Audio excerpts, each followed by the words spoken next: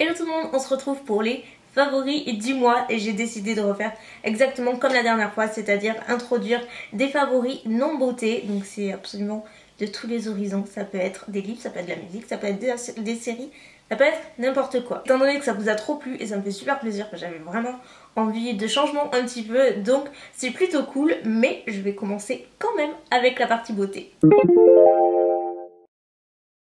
Et je commence avec deux palettes en particulier que j'ai énormément utilisées, l'une et l'autre. Donc la première, ça tombe bien, vous avez été plusieurs à me demander un retour sur ce que j'avais pensé de cette palette. Je vous l'avais présentée dans une vidéo, c'est la palette Hourglass, la Ambient Light je crois. Et si vous allez à Londres, je pense qu'elle doit être dispo chez...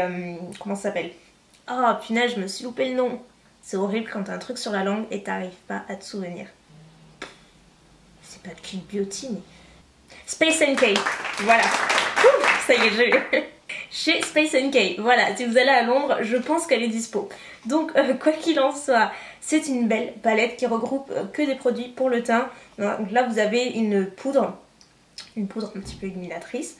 Vous avez l'highlighter, vous avez un bronzer et deux blushs. Et moi, j'utilise beaucoup, essentiellement même le bronzer, je l'ai encore aujourd'hui, j'utilise beaucoup ces deux blushs aussi. J'ai l'impression qu'on perd des fois de la qualité, là pas du tout, on retrouve vraiment la qualité complètement haut de gamme de Hourglass. Les quantités sont tout à fait correctes, il n'y a pas de souci pour ça, la palette en elle-même est magnifique, enfin moi je suis complètement ravie de cette palette. Vraiment. Deuxième palette chouchou, bien entendu la palette Becca et Jaclyn Hill. En tant que fervente admiratrice, abonnée, slash je ne sais plus quoi, de Jaclyn Hill, j'étais trop contente quand j'ai reçu cette palette de la part de Becca ainsi que d'autres nouveautés. Mais ça, je vous avoue, c'est ce qui faisait battre un petit peu mon petit cœur. Franchement, cette palette, elle est divine. Déjà, il y a un énorme miroir, ce qui est extrêmement pratique, que je vous montre pas pour pas vous éblouir. Et à l'intérieur, vous avez deux highlighters ainsi que trois blushs. Vous voulez voir par rapport à un full size, le full size est là. Et la palette donc à côté. Donc vous voyez c'est un tout petit peu moins grand. Les highlights Becca sont déjà à la base tellement énormes que ça c'est amplement suffisant. On retrouve la formule Becca qui est formidable, qui est hyper pigmentée. Moi j'adore ces deux blushs là. Celui-là il est super joli, celui-là aussi. Et je mixe en général ces deux couleurs. Je trouve ça très joli. Dernière palette, évidemment je ne pouvais pas ne pas mentionner la Burgundy palette de Kylie Cosmetics. Que dire de plus? Je pense que tout est là encore une fois. Cette palette est splendide. Je l'ai utilisée encore aujourd'hui pour faire mon make-up. Franchement, elle est magnifique. Je regrette pas du tout. Je me suis pris des tags, c'est peu importe. Parce que franchement, elle est assez canon. Je vais pas vous en reparler éternellement. J'ai fait une vidéo complètement dédiée à cette palette. Revue, tuto, première impression, tout ce que vous voulez. Je vous mettrai le lien en barre d'infos. Donc si ça vous intéresse, n'hésitez pas à aller voir. J'ai fait un make-up donc je suis tombée amoureuse dans cette vidéo. Et voilà, j'avais pas envie de l'enlever. Mais les fards sont hyper pigmentés. Les couleurs sont sublimes. Donc c'est le Double Stacked de NYX. Vous avez d'abord le mascara, donc noir classique, ainsi que la petite base avec des fibres à l'intérieur. Je l'ai aussi aujourd'hui. Et en fait, vous appliquez donc le mascara d'abord en première couche, en premier. Ensuite, la base de fibres qui va se déposer. Et ensuite, vous rappliquez une base de mascara pour couvrir.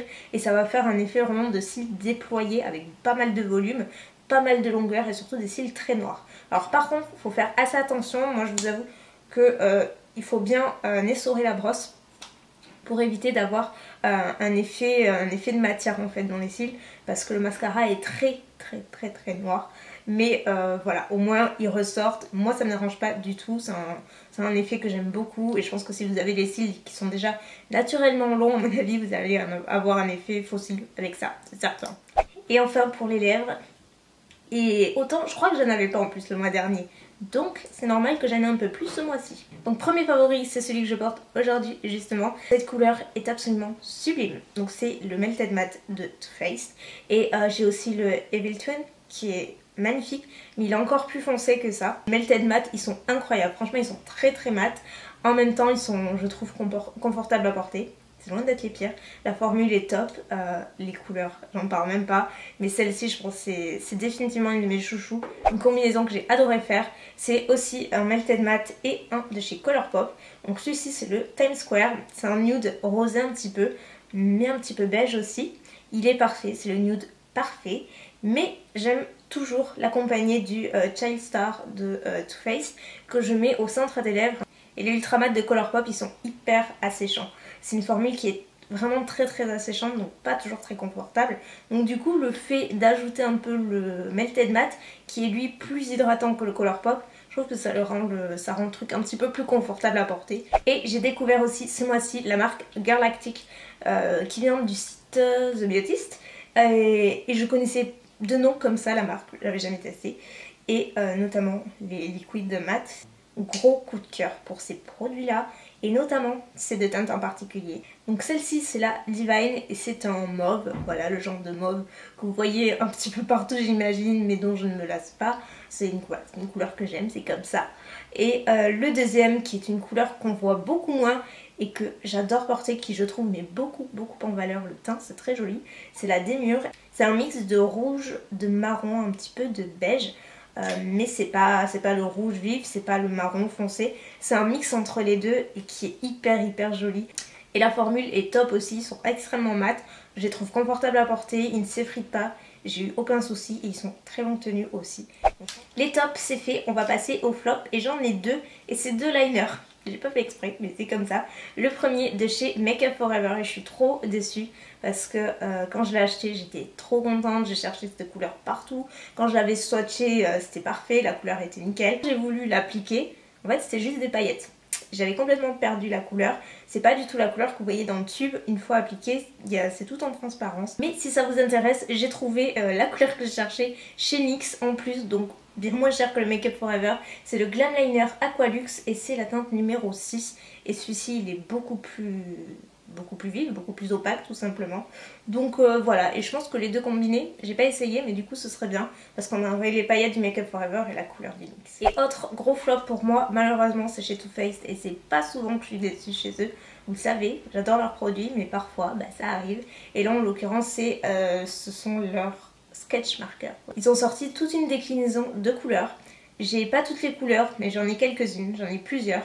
Et c'est véritablement avec la noire que j'ai le plus de soucis. L'embout est bien, la pointe est fine et tout, il n'y a pas de soucis, c'est juste au niveau de la couleur. Pour moi la couleur est pas assez opaque, c'est pas un noir hyper intense comme les tattoo liners des Kat Von D. Là on a vraiment quelque chose qui est en transparence, il faut toujours repasser à plusieurs reprises pour avoir un vrai noir. Je trouve qu'il bave un petit peu, enfin je le trouve pas pratique à utiliser et surtout la couleur pour moi c'est pas un noir quoi. Autre favori un petit peu plus gourmand on va dire, c'est pas vraiment à vous montrer comme ça, c'est plutôt à faire. Mais je vais vous montrer au moins le livre de recettes pour celles qui l'auraient pas vu. Si vous me suivez sur Snap, je suis sûre que vous l'avez déjà vu. Il s'agit du Ultimate Cookies, donc c'est un livre de recettes comme ça. Qui est hyper joli, hyper alléchant et encore vous avez même pas vu l'intérieur. Voilà. Comme vous vous en doutez, dedans il n'y a que des recettes de cookies, mais pas des cookies traditionnels. Ça, je l'ai fait sur ma deuxième chaîne, c'est une pure tuerie, c'est des pains au lait fourrés au Nutella et cookie dough. Dernièrement j'ai fait ça, le crumble aux pommes et le cookies au Toblerone par-dessus. Tuerie. Je crois que mon prochain essai ce sera ça. Alors ça c'est croque perdu, cookie dough, spéculoos et noix. Mais ce dont je voulais vraiment vous parler c'était de cette recette, les cookies au beurre de cacahuète et M&M's. Faut savoir que je suis pas une grosse fan de beurre de cacahuète, je vais pas me jeter dessus, mon dieu, c'était délicieux. Ça faisait très longtemps que j'avais pas mangé des cookies qui m'avaient à ce point fait envie. Genre j'en prenais un, j'avais envie d'un deuxième, un troisième, un quatrième et tout. Donc définitivement mon favori du mois c'est les cookies beurre de cacahuète M&M's de cette recette là. Donc dites-moi, est-ce que ça ferait bizarre si je postais cette recette sur cette chaîne ou si vous préférez l'autre, enfin bref, dites-moi, est-ce que ça change quelque chose? Dites-moi.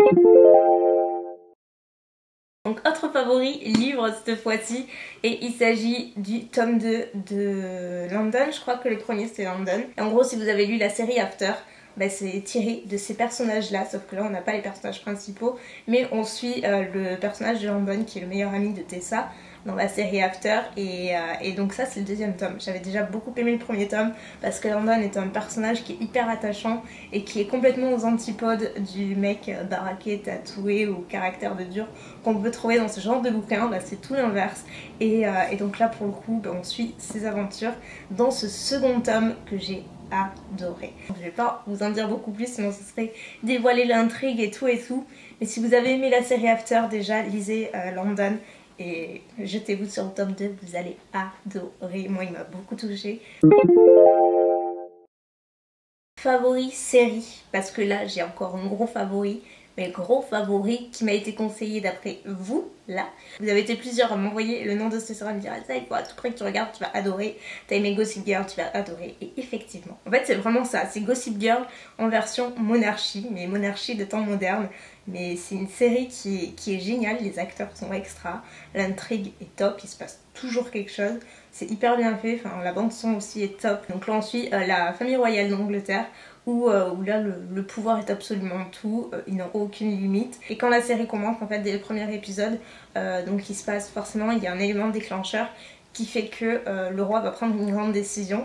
En tout cas il va la penser très fort, il va vouloir abolir la monarchie, sauf que sa famille est contre, surtout la reine. D'ailleurs l'actrice qui joue la reine jouait aussi dans Gossip Girl et avait un rôle assez similaire, donc j'ai trouvé ça assez rigolo de la trouver aussi dans cette série et du coup ça lui allait très bien, ça lui va très bien.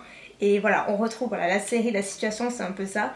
Donc forcément suite à sa décision, il va se passer beaucoup de choses.